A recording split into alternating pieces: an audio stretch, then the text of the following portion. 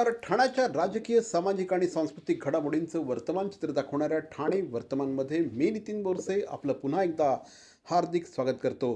सादर करीत आहोत आजच्या ठळक बातम्या. शहरातील भटक्या श्वानांच्या प्रश्नांवर उपाय म्हणून मुंबई नाशिक महामार्गावरील माजीवाडा उड्डाणपुलाखाली आश्रयगृह उभारण्याचा निर्णय घेतला आहे. या ठिकाणी भटक्या श्वानांसाठी सुसज्ज नसबंदी केंद्र, बाह्य रुग्ण उपचार केंद्र, तात्पुरतं आश्रयगृह देखील उभारण्यात येणार आहे. सर्वोच्च न्यायालयाच्या आदेशानंतर प्राणी जन्म नियंत्रण कार्यक्रमाला गती देण्यासाठी या प्रस्ताव तयार करण्यात आला आहे. यासाठी सुमारे 7,69,00,000 रुपयांचा खर्च अपेक्षित असून 18 मार्च रोजी होणाऱ्या सर्वसाधारण सभेत मंजुरीसाठी याचा प्रस्ताव ठेवला जाणार आहे. राज्य सरकारकडून गेल्या 3 वर्षात सुमारे 2,583 कोटी रुपयांचा विकास निधी मिळूनही ठाणे महानगरपालिकेची आर्थिक स्थिती पुन्हा ताणली गेल्याचं चित्र समोर आलं आहे. माहितीनुसार महानगरपालिकेवरील विविध कामांचं दायित्व 2 ते 2,500 कोटी रुपयांपर्यंत वाढलं आहे.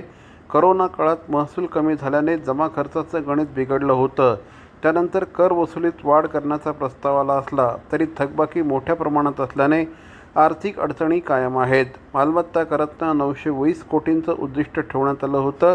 त्यापैकी आत्तापर्यंत 656 कोटी वसूल झाले आहेत. तसंच पाणी देयकाच्या वसुलीतही मोठी तूट असून कर आणि पाणी बिलाची मिळून शेकडो कोटींची थकबाकी आहे. गुढीपाडव्याच्या निमित्ताने 19 मार्च 2026 रोजी ठाण्यात 26वी नववर्ष स्वागत यात्रा काढण्यात येणार आहे. कोपनेश्वर सांस्कृतिक न्यास आणि ठाणे महापालिकेच्या सहकार्याने या यात्रेचं आयोजन करण्यात आलं आहे. मासुंदा तलाव येथील छत्रपती शिवाजी महाराजांच्या पुतळ्याला अभिवादन करून कोपनेश्वर मंदिरातून स्वागत यात्रेला सुरुवात होईल. या यात्रेत 50पेक्षा अधिक चित्ररथ, पारंपरिक वेशभूषेत 250 महिलांची बाईक रॅली, मल्लखांब आणि विविध सांस्कृतिक सादरीकरणं बघायला मिळतील. तसंच शहरातील विविध भागात 13 उपयात्राही या निमित्ताने निघतील. कोपिनेश्वरपासून जी आपली मुख्य यात्रा निघणार आहेच, पण आता जसं ठाणे वाढत आहे तसं ठाण्यामध्ये ही स्वागत यात्रा ही प्रथासुद्धा सर्व बाजूंनी वाढत चाललेली आहे आणि त्यामुळे 13 उपयात्रासुद्धा यामध्ये निघणार आहेत. आणि मुख्य म्हणजे सशक्त ठाणे, समर्थ भारत, वंदे मातरम असे विविध विषय दिलेले होते. आणि तसंच सध्याच्या युद्धाच्या पातळीवरती सुद्धा त्या पार्श्वभूमीवरती सुद्धा काही विशेष संदेश देणारे चित्ररथ या ठिकाणी आपल्याला पाहायला मिळणार आहेत. मुख्य आकर्षण जे आहे हे आपले चित्ररथ असतात आणि या चित्ररथांमधून निरनिराळ्या संस्था आपल्या बद्दलची माहिती किंवा समाजोपयोगी काही ना काहीतरी संदेश देऊन त्याप्रमाणे करत असतात. ठाण्यातील 53 वर्षीय सायकलस्वार राजेश खांडेकर यांनी सायकलवर अर्जेंटिना ते अमेरिका असा 16,000 किलोमीटरचा प्रवास 8 महिन्यात पूर्ण करून नवा विक्रम केला आहे. या प्रवासादरम्यान त्यांनी 11 देशांचा दौरा केला आणि ग्लोबल वॉर्मिंगबाबत जागृती केली. ते आत्तापर्यंत 41 देशात सायकलिंग करून आले असून सुमारे 78,000 किलोमीटरपेक्षा अधिक सायकल प्रवास त्यांनी केला आहे. आर्थिक अडचणींमुळे कॅनडापर्यंतचा प्रवास अपूर्ण राहिला असला तरी त्यांच्या या कामगिरीचं सर्वत्र कौतुक होत आहे. तिथे तुम्ही जात गेलात तिथे पुढे पुढे तर तिकडे जंगलामधून पण प्रवास होता. उंच उंच डोंगर पण मिळाले मला, म्हणजे माउंटन्स वगैरे असे. आणखीन तिथे एक मेक्सिकोमध्ये एक जे बॉर्डरला तामोली पास म्हणून एक राज्य आहे, ते तुम्ही गुगलला सर्च केलात तर तिथे एकदम म्हणजे कार्टल लोकांचं राज्य असतं तिथे. तर तिथे त्या राज्यातून मी प्रवास केला आणि बऱ्याच ठिकाणी असं एका साईडला झोपायचो रस्त्याच्या अशा. तर तिथे पोलिसांनी येऊन मला उठवलं एकदा एका रात्रीमध्ये. खरं तर अर्जेंटिना ते अमेरिका हा प्रवास सायकलवर करणं मला असं वाटतं हे खूप आव्हानात्मक तर आहेच. कारण आपण बघतो की ठाणे शहरामध्येच जर संपूर्ण आपल्याला सायकल चालवायला सांगितली तरी आपल्यासाठी मोठं चॅलेंज आहे. त्याच्यामुळे त्यांचं एक ठाणेकर म्हणून, भारतीय म्हणून मी त्यांचं कौतुक करतो. CP Goenka International School, nurturing talent at young age for scholastics, sports and performing arts in global perspective. Proud to have world toppers and country toppers in 10th standard Cambridge examinations. Ranked the best emerging school by the Times of India. For personality over percentage, CP Goenka is the intelligent choice.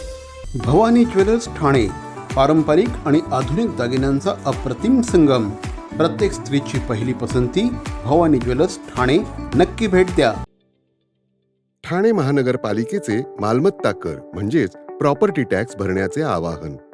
सन 2022-23 या आर्थिक वर्षाचे मालमत्ता कराचे म्हणजेच property टॅक्सचे bill Thanekar करदात्यांना महापालिकेमार्फत आर्थिक वर्षाच्या सुरुवातीस म्हणजेच माहे एप्रिल 2022 मध्ये देण्यात आलेले आहे.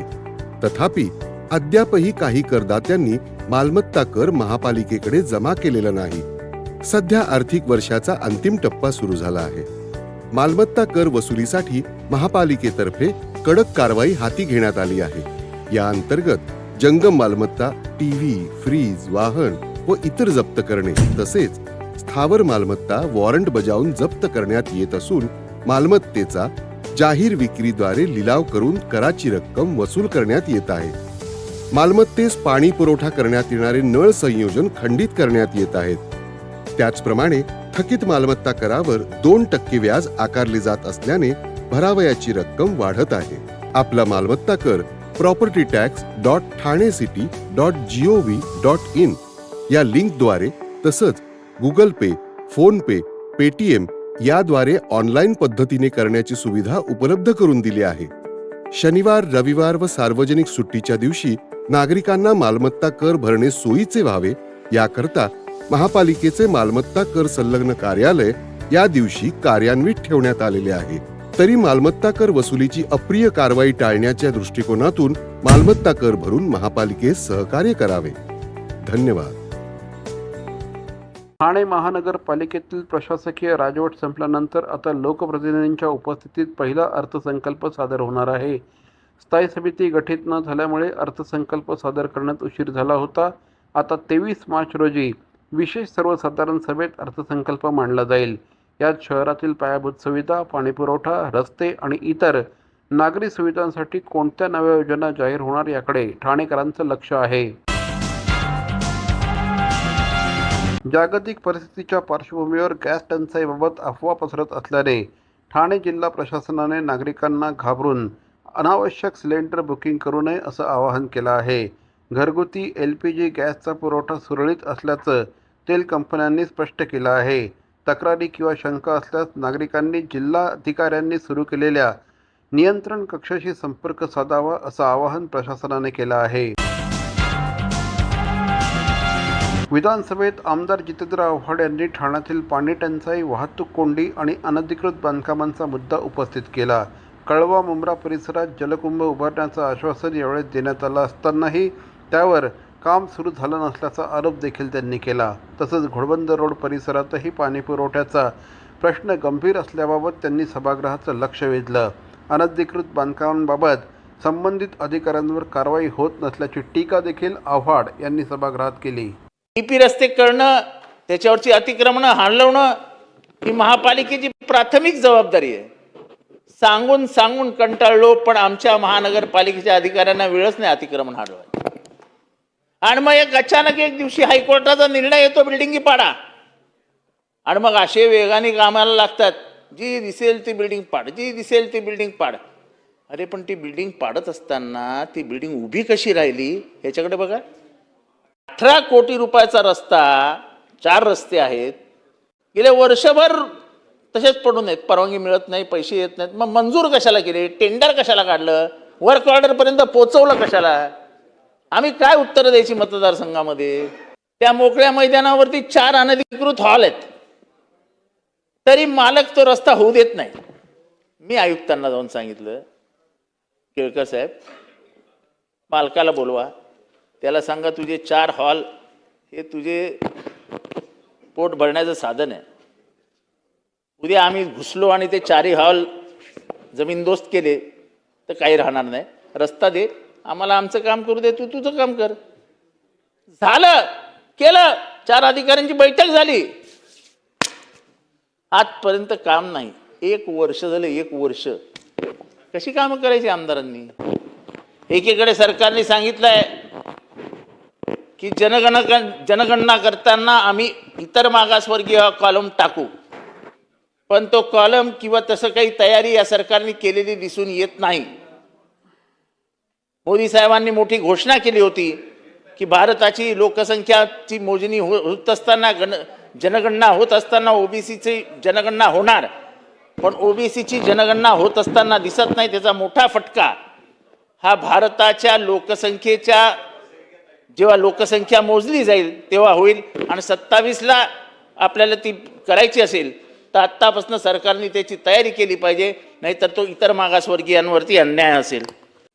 आणि पूर्ण शहराला कमी असणारा पाण्याचा तुटवडा, ह्याच्याकडे जरा गांभीर्याने आपण बघावं, एवढीच आमची विनंती आहे. बाकी काही फार अपेक्षा नाही आहेत. जागतिक महिला दिनानिमित्त ठाणे डिस्ट्रिक्ट कोऑपरेटिव्ह हाऊसिंग फेडरेशनच्या वतीने मातृशक्तीचा गौरव करणारा विशेष कार्यक्रम आयोजित करण्यात आला.